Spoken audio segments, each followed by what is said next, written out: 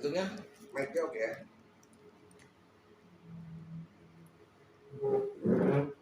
Bismillahirrahmanirrahim.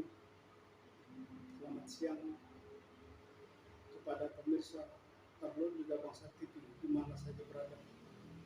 Alhamdulillah, siang ini saya Mansur Soten Stompul berkesempatan diberikan oleh Allah untuk bertemu dengan Profesor Dr. Usnan Bey Panani. Berbicara mengenai Profesor Dr. Haji Usnan Bey Panani MA, beliau adalah sosok yang luar biasa. Pada tahun 2016-2020 Allah memberikan kesempatan kepada beliau untuk menjadi duta besar Indonesia untuk Azerbaijan. Tentu tidak semuanya orang Indonesia bisa meraih kesempatan untuk menjadi dubes di sana. Tidak hanya itu, berbicara mengenai rekam jejak beliau, Profesor Dr.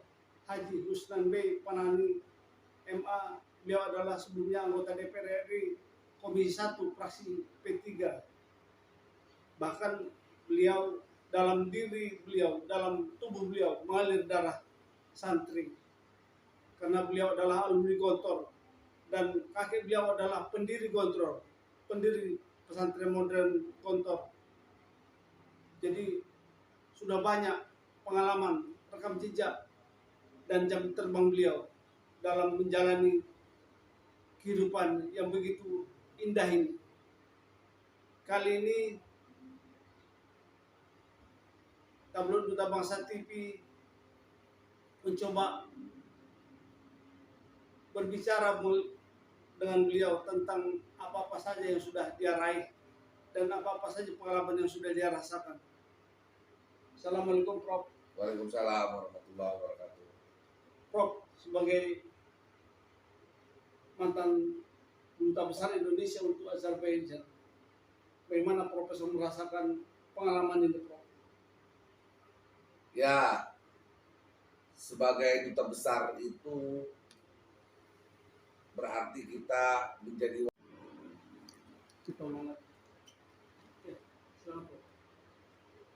ya, pengalaman saya sebagai duta besar Republik Indonesia di Azerbaijan, sebuah republik di Kaukasus Selatan, di pinggir Laut Kaspia atau danau terbesar di dunia Kaspia. Alhamdulillah, sebuah pengalaman yang luar biasa dan menjadikan saya lebih tahu banyak tentang manusia, peradaban manusia, sejarah manusia, dan nilai-nilai kemanusiaan. Dan ini menjadi bagian penting bagi perjalanan kehidupan kita kelak. Dalam rangka membangun pemahaman terkait dengan kerjasama antar bangsa, kerjasama antar negara, kerjasama antar penduduk dari negara tersebut, maka hubungan ini kita sebut hubungan bilateral antar dua negara yang menyangkut dua pemerintahan, ya, government to government, yang menyangkut. Sebagai wakil Indonesia di negara Azerbaijan, tugas-tugas duta besar itu apa saja yang setelah Profesor kerjakan? Ya, tentunya saya mewakili negara sebagai negarawan, saya mewakili bangsa sebagai bangsawan, saya juga mewakili pemerintah Republik Indonesia, saya juga mewakili rakyat Indonesia seluruhnya, saya mewakili seluruh kepala-kepala daerah, seluruh bangsa Indonesia, sehingga saya ingin mengatakan bahwa semua apa saja yang terkait dengan Indonesia dan hubungan Indonesia dengan negara tersebut Azerbaijan, itu adalah urusan saya. Termasuk misalnya ada yang menikah, termasuk saya harus menjadi imam sholat Idul Fitri, termasuk saya harus menyembelih kambing ketika Idul Adha, termasuk saya harus menyiapkan berbagai macam seni budaya tari-tarian Indonesia. Saya harus mengajarkannya kepada anak-anak, kepada yang orang di sana. Termasuk saya harus memperkenalkan berbagai macam masakan dan makanan Indonesia, kuliner Indonesia. Termasuk saya juga memperkenalkan berbagai macam bahasa budaya Indonesia, etnik suku bangsa Indonesia.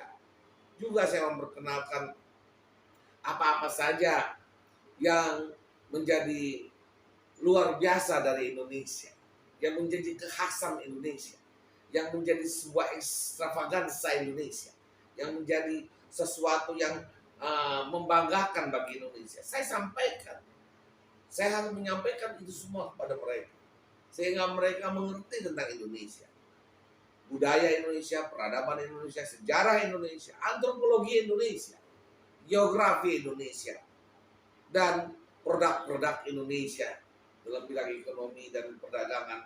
Tentunya apa saja yang bisa dijual dari Indonesia, apa saja yang bisa diimpor oleh Azerbaijan dari Indonesia. Begitu juga saya juga mempersiapkan semua apa-apa saja yang saya harus ketahui terkait dengan ekspor Indonesia ke negara-negara seluruh dunia.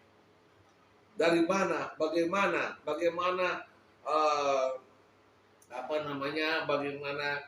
untuk pengirimannya, ya, kargoingnya, bagaimana harus syarat-syaratnya dalam konteks itu yang namanya surat menyurat tentang pajak, tentang imigrasi, tentang bea cukai dan sebagainya. Itulah pekerjaan saya. Yang terkait dengan bilateral hubungan Indonesia Azerbaijan, khususnya di bidang luar negeri, hubungan internasional, ya, itu mencakup terkait dengan kerjasama kita, kerjasama luar negeri, ya, terkait dengan bagaimana hubungan Indonesia dengan Azerbaijan secara politik, ya, dan sebagai sebuah entitas negara, ya, negara yang merdeka, berdaulat. Dan tentunya kalau Indonesia dengan Azerbaijan ini dua-duanya merupakan negara non-blok. Sekarang menjadi negara non-blok. Walaupun dulu Azerbaijan menjadi bloknya Soviet, dia sebagai negara Uni Soviet, sebagai negara bagian dari Uni Soviet, sekarang menjadi negara non-blok. Maka Azerbaijan dan Indonesia sama-sama memiliki visi yang sama tentang merdeka dan kemerdekaan dan kedaulatan. Kita masing-masing memiliki visi tentang kemerdekaan, visi kedaulatan, kemandirian sebuah bangsa. Azerbaijan dan Indonesia masing-masing memiliki kesamaan. Ya, dia sebagai sebuah negara non-blok dan masuk sebagai negara non-aligned movement country yang diprakarsai oleh Indonesia oleh Bung Karno tahun 1955 dengan Konferensi Asia Afrika di Bandung. Dengan teks dan apa-apa yang tertera menjadi kesepakatan di Bandung, itulah kesepakatan non-blok, kesepakatan negara-negara Asia Afrika yang pada waktu itu masih banyak yang belum merdeka dan harus dimerdekakan dan merdeka. Maka Indonesia menjadi negara penting bagi Azerbaijan karena Indonesia adalah pencetus, ya, pendiri, bahkan dia adalah yang memiliki ide membuat sebuah konferensi besar Asia Afrika. Itulah hasil yang dibuat oleh Bung Karno dan oleh pemimpin-pemimpin dunia lainnya seperti Gamal Abdel Nasir, UNU, ya, Nehru pada waktu itu tahun 1955. Dan mereka membuat non-aligned movement countries, ya, kelompok non-blok itu menjadi kekuatan ketiga setelah blok barat dan blok timur, blok kapitalis dan blok komunis, blok Amerika dan blok Soviet, blok barat dan timur. Maka ada muncul ketika itu blok yang namanya non-blok. Ya. Non-blok itu yang memunculkan adalah Indonesia dan negara-negara pada waktu itu. Tokoh-tokohnya diantaranya Gamal Abdel Nasir, UNU, Nehru, ya. termasuk juga Bung Karno, ya. Karena Bung Karno mau menginisiasikan, dan konferensi Asia Afrika pertama tahun 1955 diadakan di Bandung, dan itu menjadi sejarah yang tidak pernah terlupakan bagi bangsa-bangsa di dunia ini. Nah itulah diantaranya Azerbaijan dengan Indonesia, ya, melakukan hubungan yang luar biasa di non-blok. Begitu juga Azerbaijan dan Indonesia sama-sama sebagai negara konferensi Islam, organisasi konferensi Islam, OIC, ya.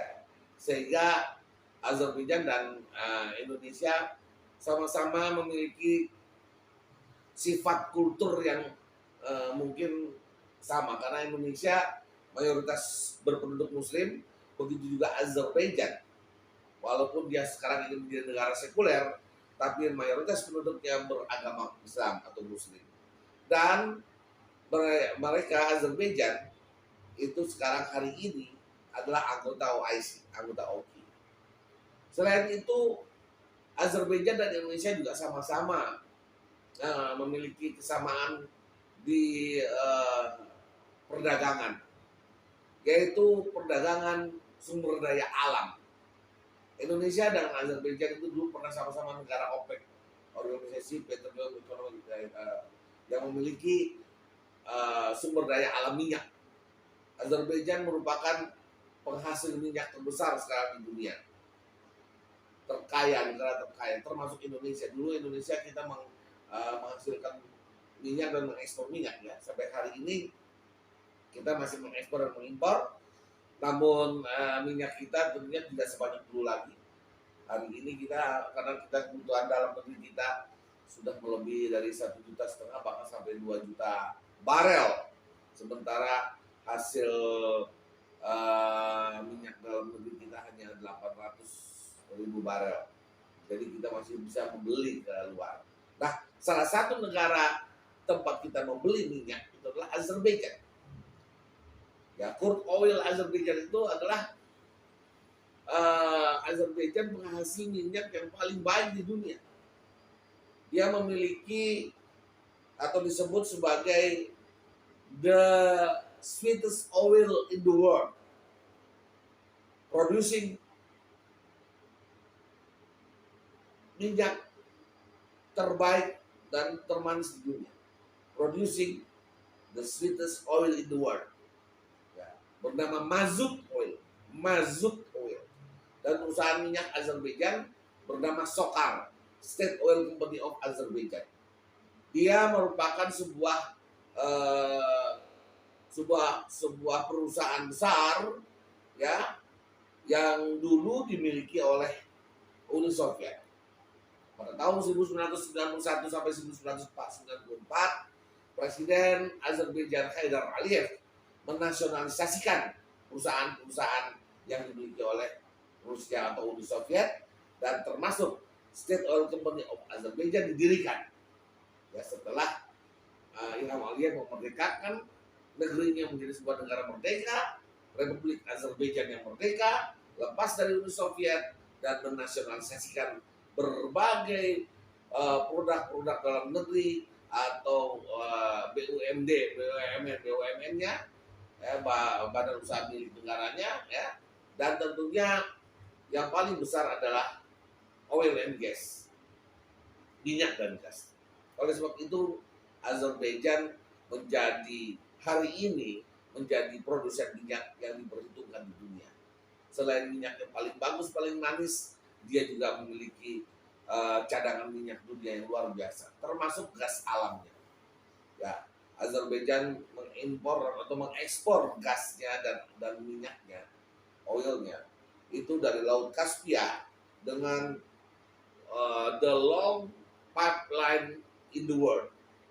Jadi dengan dengan pipa-pipa yang terpanjang di dunia dari Laut Kaspia menembus Azerbaijan, seluruh sepanjang Azerbaijan 90.000 km, terus turun ke Georgia, tembus lagi ke sebuah negara yang namanya Turki, sepanjang Turki, terus turun di Mediterranean Sea, sampai lagi yang di Yunani, bertemu dengan di Yunani, terus nyambung sampai ke Sisilia, dan di Italia karena Azerbaijan dan Indonesia ini sebuah negara yang bersahabat dan memiliki